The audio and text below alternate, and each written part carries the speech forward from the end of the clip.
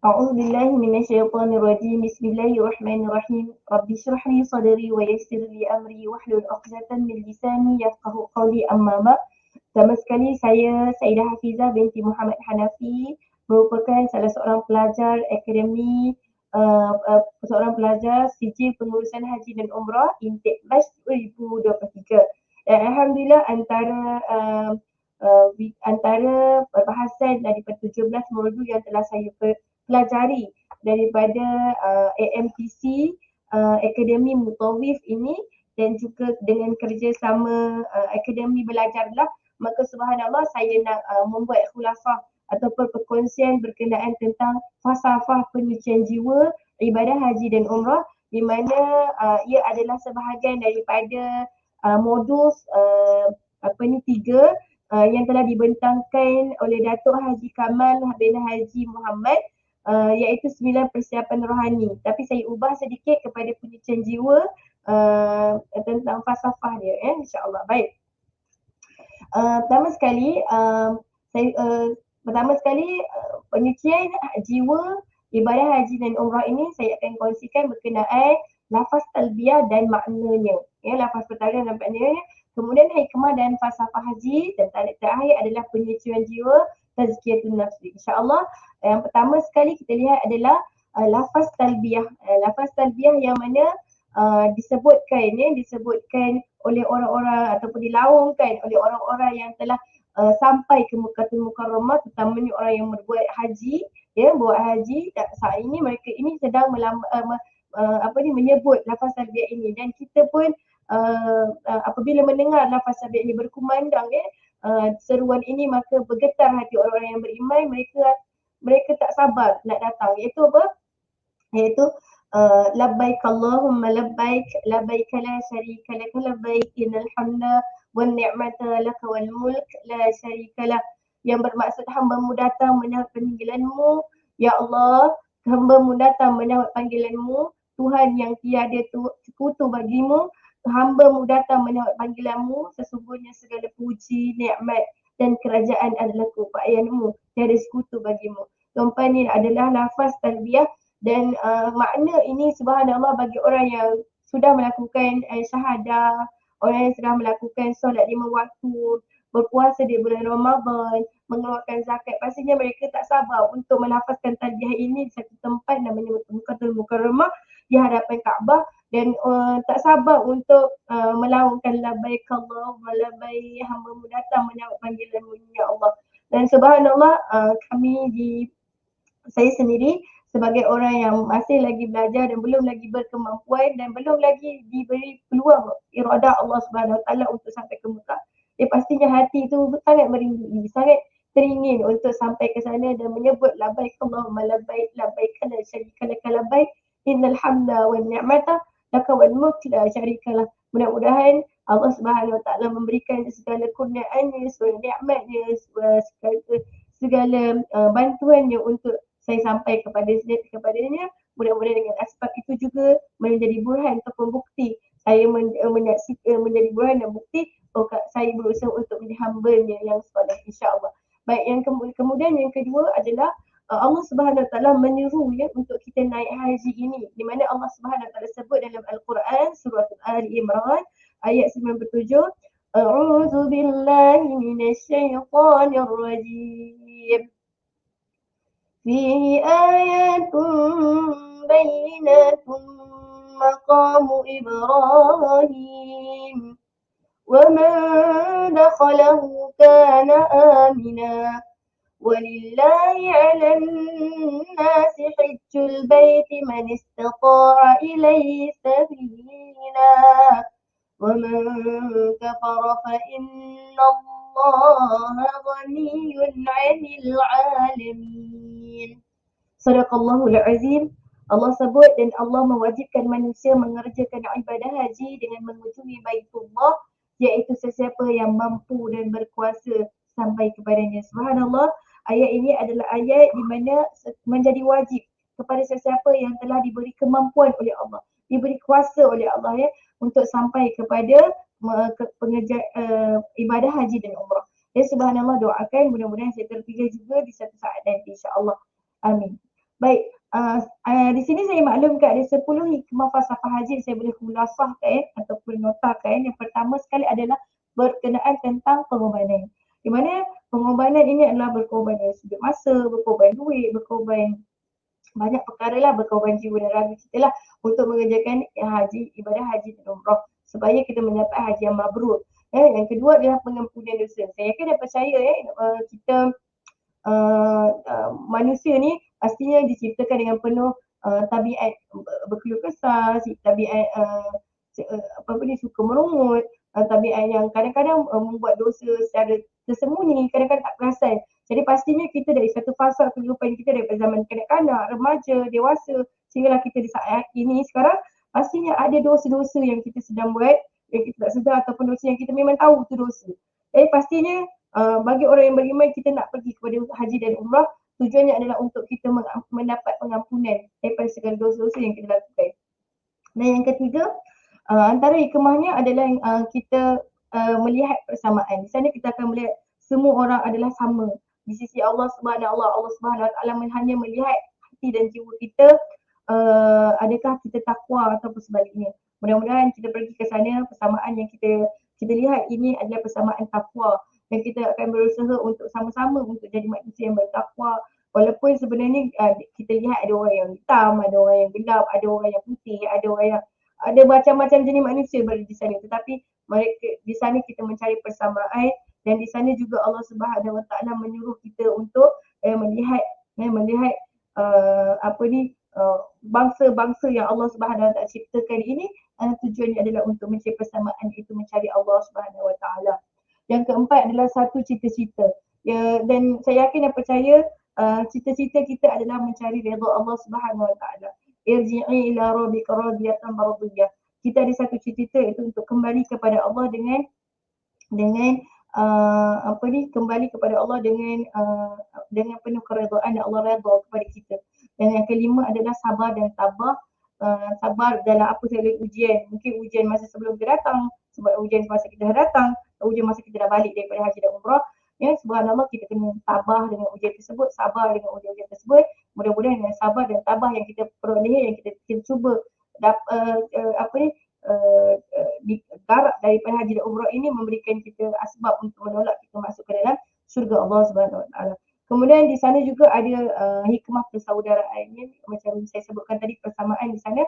Di sana juga insya-Allah apabila kita sama-sama Tuhan yang kita sama sembah, kita akan bersaudara kerananya. Dan insya-Allah walaupun berbeza negara, berbeza tempat, tetapi hala tuju kita sama iaitu kepada Allah Subhanahu Wa Taala. Yang keenam adalah gambaran kematian dan negeri akhirat. Pastinya di sana adalah satu tempat di mana apabila kita merenung kematian yang berlaku setiap saat setiap saat ini saya lihat daripada YouTube lah kan. Daripada dia setiap saat kejap lagi lepas sembahyang solat berlaku ada solat jenazah pula. Jadi di sana bahawa kematian itu berlaku dengan pelbagai sebab. Cuma nak beritahu kepada kita bahawa di sana kalau kita dapat mengerjakan haji dan umrah, kita lihat di sana adalah gambaran kepada sebuah kematian, gambaran kepada negeri akhirat yang bakal kita hadapi selepas kita mati nanti. Ya, subhanallah. Yang ke-8 adalah proses untuk melawan hawa nafsu kita daripada nafsu-nafsu yang buruk kepada nafsu-nafsu mutmainnah. Seperti yang sebut tadi, yang saya sebut kepada ayat Quran, kita bila ada satu cita-cita kita nak kembali kepada Allah dengan keadaan yang redha, mesti kita irji'i ila rabbika radiyatan mardiyah. Ya ayyuhan nafsul mutmainnah.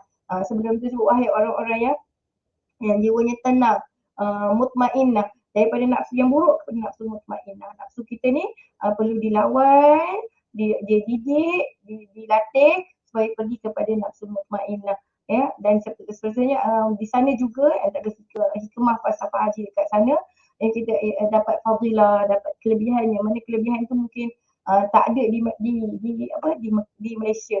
Jadi subhanallah fadilah itu yang bila kita hadir ke sana, salah satunya dapat minum air zam-zam di sana, dapat pergi berdoa di kawasan kawasan makbul doa, ya, dapat melawat makam Nabi Muhammad SAW. Banyak kelebihan-kelebihan yang apabila kita dapat peluang untuk ke sana. dan seterusnya adalah mengabdikan diri. Dan subhanallah, ini adalah salah satu bukti bahawa kita ni hamba Allah Subhanahu Wa Taala. Itu yang 10 hikmah dan falsafah haji yang saya sebutkan di sini lah. Kemudian penyucian jiwa. Apakah antara contoh penyucian jiwa ni? Ada 5 saya kasih. Pertama sekali, akidah yang jelas dan sahih serta pelaksanaan syariah yang tepat. Maka di sini pada tuan-puan, ya, kita perlu tasahih niat kita. Kita kena tahu supaya tidak ada berlaku kesyirikan. Kita datang ke sana bukan untuk meminta-minta sesuatu yang bukan pada Allah Subhanahu Wa Taala, tapi meminta pada batu, minta kepada kain Kaabah dan sebagainya. Ini adalah bertentangan dengan akidah yang benar. Maka kita perlu ada ilmu. Yang kedua adalah menguasai ilmu dan kefahaman Islam itu juga. Ya, supaya bila kita tahu, kita datang dan kita tak tahu banyak benda, kita jelaskan diri kita ni, sedar diri kita ni tak ada ilmu, maka kita kena belajar untuk kuasai ilmu. Kita kena belajar untuk kuasai kefahaman Islam itu.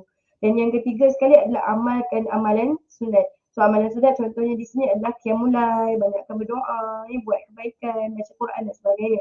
Kemudian ini paling penting, nombor 4 adalah tunaikan solat 5 waktu. Kalau sekiranya kita pernah culas, pernah cuai, pernah mengabaikan solat 5 waktu kita, perlulah kita perbaiki solat kita, cover up balik semua dosa-dosa, cover up balik semua solat-solat yang telah kita tinggalkan itu. Dan subhanallah, kita ada peluang untuk ganti, kita ganti. Kemudian kita jaga pula solat yang akan datang ini. Kalau boleh before punya azan kita dah prepare dengan ambil wuduknya, dengan berada dekat sembahyangnya, dan kita dah bersedia untuk tunaikan solat 5 waktu tu sebagai tanda kita sentiasa menjadi berusaha untuk menjadi lebih baik dan kita lebih menjaga Allah Subhanahu Wa Taala. Sesiapa yang menjaga Allah, pasti Allah akan jaganya. Baik. Dan yang kelima, elakkan bergurau senda yang melampau dan bercakap perkara-perkara yang lawa. Subhanallah, yang kelima ini adalah saya suka untuk mengeluarkan ayat di mana ayat surah Al-Waqi'ah ayat ke-25 di mana Allah sebut penghuni syurga itu mereka tidak suka mendengar perkara-perkara yang sia-sia. Penghuni syurga itu, ahli syurga itu, mereka tidak suka bercakap benda yang menyakitkan hati. Mana Allah sebut la yasma'una fiha lagwa wa la ta'sima. Mereka tidak suka mendengar perkara-perkara yang sia-sia, apatah lagi perkara-perkara yang boleh menyebabkan sakit hati orang, menyakitkan hati orang, boleh menyebabkan orang terasa hati dan sebagainya. Jadi yang kelima ini antara penyucian jiwa yang kita boleh buat adalah mengelakkan gurau senda yang melampau-lampau, bercakap perkara yang lawa lah. Subhanallah. Baik, yang seterusnya adalah kita kena ubah diri kita lebih baik. Ubah diri kita lebih baik. Ingat Allah tadi kan, amanah, sabar, ikhlas, redha, tolong menolong, menepati janji, masa, dan kita kena bertanggungjawab. Yang paling penting kita berusaha untuk pancul lah dengan apa yang telah kita buat kan. Kemudian berjihad dan berdikari, kita kena beritahu pada diri kita yang kita sekarang sedang berjihad. Jadi subhanallah, kita kena rajin juga, rajin keluar dari sifat malas, bersyukur, kita kena pemurah, berjimat cermat, kalau kita dalam contoh kita pergi haji dan umrah ni, kita dah tahu tak target kita nak pergi Mekah, nak pergi haji, jadi kita kena ada buat simpanan. Jadi simpanan kita tu kena kena berjimat cermat lah dalam berbelanja supaya perbelanjaan kita ni kita tahu ni mana keperluannya, mana kehendaknya Dan kemudian kita bertimbang rasa, penyayang, dan yang ni paling penting taubat dan suha. Dan mungkin disebabkan Allah belum panggil kita ni kerana kita banyak berdosa lagi. Jadi kita kena taubat lagi supaya taubat tu betul-betul taubat nasuha. Kemudian bercakap benar, sentiasa jaga kebersihan, berlemah lembut, istiqamah dan sebagainya. Subhanallah, ini contohlah yang saya berikan supaya kita berubah diri kita dan hijrah ini perlu dilakukan setiap hari tuan-tuan. Mana kita kena jadi orang yang lebih baik setiap hari. Lebih baik berusaha untuk menjadi orang yang ke arah ahli syurga lah, ke arah ahli syurga yang mana kita kena intiqal ila maqatul akhir. Kita kena berpindah daripada satu tempat ke satu tempat lain. Yang kita sekarang tempat kita dunia, kita bertimbang ke akhirat nanti. Yang sifat orang ahli akhirat yang Allah suka itu, sifat mereka itu sifat-sifat yang sangat baik, sangat-sangat positif, sangat-sangat ingat Allah, sangat-sangat yang bercakap benar dan sebagainya. Mereka ini ada perubahan dari masa ke semasa. Dia bukanlah seseorang itu terus jadi elok je kan, tapi ada perubahan. Dan mudah-mudahan dengan tempoh perubahan itu, saat Allah SWT mengambil nyawa kita dikira sebagai jihad, kita jihad sebab kita berubah. Kita nak datang kepada Allah SWT. Kemudian dalam masa yang sama, sekiranya kita ada amalan-amalan ini, sila buang. Ini adalah perangai-perangai yang Masya Allah, yang na'udzubillah, perangai-perangai ini boleh menyebabkan kita terjatuh kepada lembah kehinaan, dan paling penting sekali boleh menyebabkan kita terpuruk dalam satu tempat yang sangat panas, iaitu neraka Allah Subhanahu Wa Taala. Apa dia? Melupakan Allah, melupakan Nabi Muhammad sallallahu alaihi wasallam, mencaci para sahabat, terlalu cintakan dunia, pentingkan diri sendiri, pemarah, takbur, sombong, riak ataupun ujub, membazir, memboros. Ada juga yang pembohong, bertelaga, mengumpat, mencela, memaki, menipu, kedekut, faktor-faktor pengotor ya, hasad, dengki, khianat, berdendam, yang suka cakap perkara sia-sia, buruk sangka, buat tindakan yang sia-sia juga merupakan satu perkara yang subhanallah perlu disucikan.